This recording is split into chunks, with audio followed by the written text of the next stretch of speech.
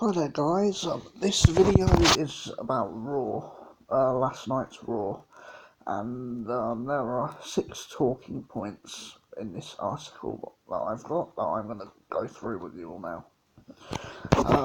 Number 1, the Kabuki Warriors sacked Paige in a storm of green mist. Paige has been conspicuous by her absence on WWE TV and pay-per-view in recent weeks and months. So much so that when the Kabuki Warriors, a team she ostensibly manages, won the WWE Women's Tag Team titles, Paige was nowhere to be seen. In her defence, that title match was shoved onto the card at Hell in a Cell with next to zero notice, so she probably had other plans that night. That's not true. Paige has been missing off TV because she recently had, I think it was neck surgery again. That's why she hasn't been on TV. Anyway, I'll continue. But Paige returned last night to talk up her champion charges, but things didn't quite go according to plan. Despite the crowd giving her a warm response, Asuka and Kairi Sane weren't so friendly. After brushing off her words, Asuka sprayed Paige full on in the face with a heavy dose of green mist, formally ending the partnership. The brutal sacking definitely does its job, showing just how far Asuka and Kairi Sane have moved to the dark side since becoming champs, which is probably what they wanted to do. Yeah, I do agree with that. They certainly have been more on the heel side, and this pretty much establishes them as heels. And I do think it was the right move to do on WWE's part to have them end this working relationship with Paige. We hope this doesn't keep Paige off the telly. On the contrary, would love to have more Paige on WWE TV as she seeks revenge one way or another. Yeah, maybe she'll manage another tag team or manage another wrestler. Who knows? We'll have to wait and see on if WWE keep Paige on TV or not. Continue. Again, and in a year where Daniel Bryan, Kurt Angle and Shawn Michaels have all wrestled on pay-per-view, we've got some teeny tiny hopes that maybe an in-ring return isn't totally impossible. Not sure, I don't agree with that. Daniel Bryan was cleared to return to the ring. Kurt Angle at the time, he wrestled part-time, but he wasn't actually retired. And Shawn Michaels wrestled at Crown Jewel last year, but he was paid a hell of a lot of money to do so. And he hasn't wrestled since, and he said he never will wrestle again. But you never know. And number 2. The second point, this Rusev, Lana, Bobby Lashley thing is still going on, and if anything, it's getting worse. I completely agree with that.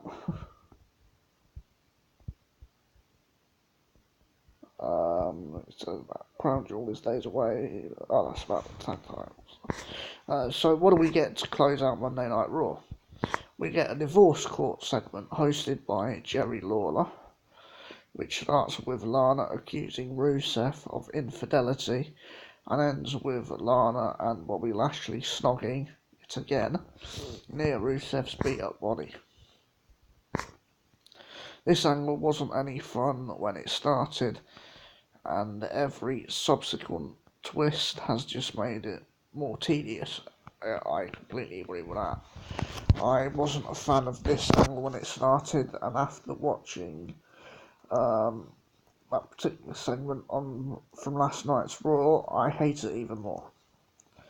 When it first kicked off, we'd hoped it would be a quick one-off that would perhaps split Lana and Rusev on screen and allow both to forge their own path.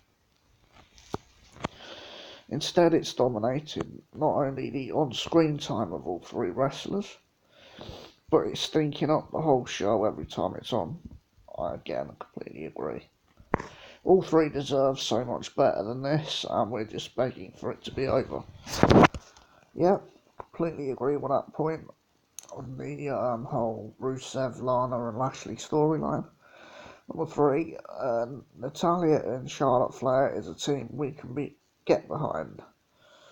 For me, it'll need a lot of work for me to fully get behind them as a team. But when the Iconics and Sasha and Bayley were women's tag team champions, we bemoaned how little they defended their titles and how they stuck to Monday and then Tuesday nights rather than going further afield. Well, the current scene is looking a bit more interesting, as well as Asuka and Kairi Sane heading over to NXT this week to defend the belts against Tegan Nox and Dakota Kai. We've got new partnerships springing up all over the place who might give the champs a run for their money. Well, when Sasha and Bayley held the tag titles, they did say the belts would be defended in NXT, and so far it hasn't been. They haven't been defended in NXT until this week. So it is nice to see that. It will be good to see Asuka and Kairi Sane going back to NXT for a match. I'm sure the match with Tegan Nox and Dakota Kai will be really good. Earlier this month, it was the unlikely partnership of recent rivals Natalya and Lacey Evans who impressed given how much they quite clearly hate each other. Last night it was Natty and Charlotte Flair, eternal opponents finally joining forces to show what they could do together. The second generation wrestlers and two multi-time singles champs across WWE eras obviously had the talent in the ring, but the question was whether they could put their past rivalries aside.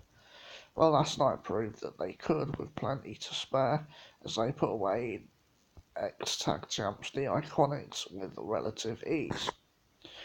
Will this partnership stick? We don't see any reason why it shouldn't. Natty and Charlotte is a team we can get behind. For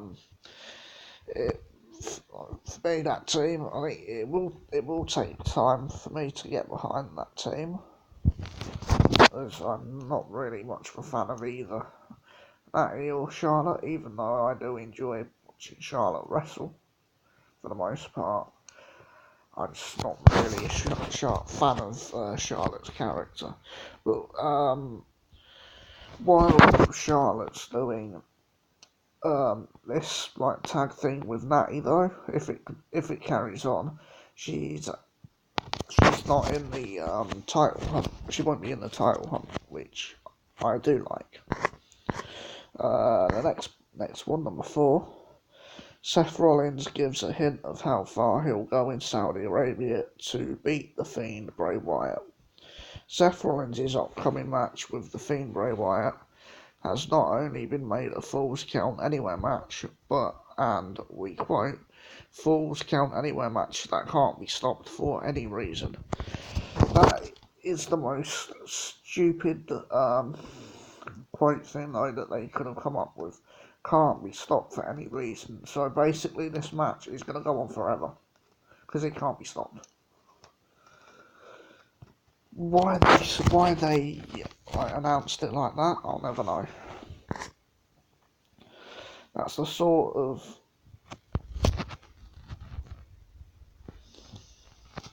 OTT mouthfuls that you get from school kids trying to get the last word, and it's absolutely necessary when the shenanigans at the end of Hell in a Cell. With that wordy stipulation, the WWE is making a statement. Rollins Wyatt will have a definitive finish. a draw of some sort is still possible, perhaps with a simultaneous pinfall, but given the billing, if that happens, the WWE Universe will not be best pleased. Yeah, I think that's true. They could book it to end in a draw,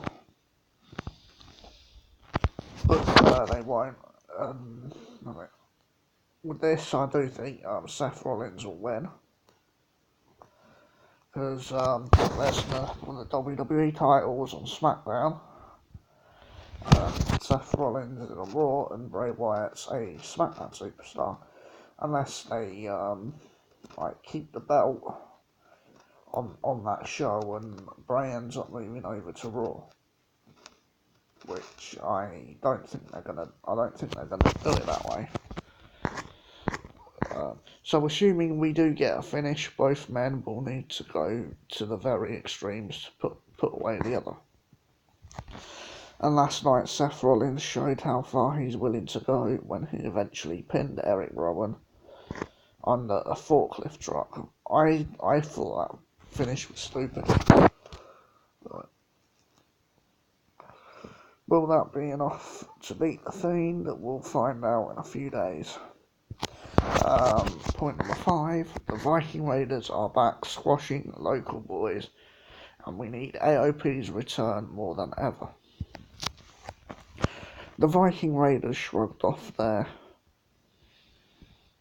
ignominious elevation to the main roster by clawing their way to the top. First by squashing more and more local talent before moving on to their actual competition. They eventually won the WWE Raw Tag Team titles and now seem to be back squashing local boys again. Excuse me. Last night it was the turn of the Chicago Cubs to get battered and bruised by Eric and Ivar. And it was all very Viking and brutal and swift and all that, but we were left somewhat underwhelmed. There are enough tag teams on the main roster to make a real division here, even though, yes, 2 divisions across SmackDown and Raw is pushing it a little. Yeah, they definitely seem like, seen as their champions, they shouldn't be squashing anyone anymore. More than that, there are plenty of singles wrestlers who don't get nearly enough in-ring opportunities, and doubling a few up would make the divisions much more vibrant. As it is, we're left with the Viking Raiders picking off local talent again. Let's hope the impending return of AOP shakes things up a little.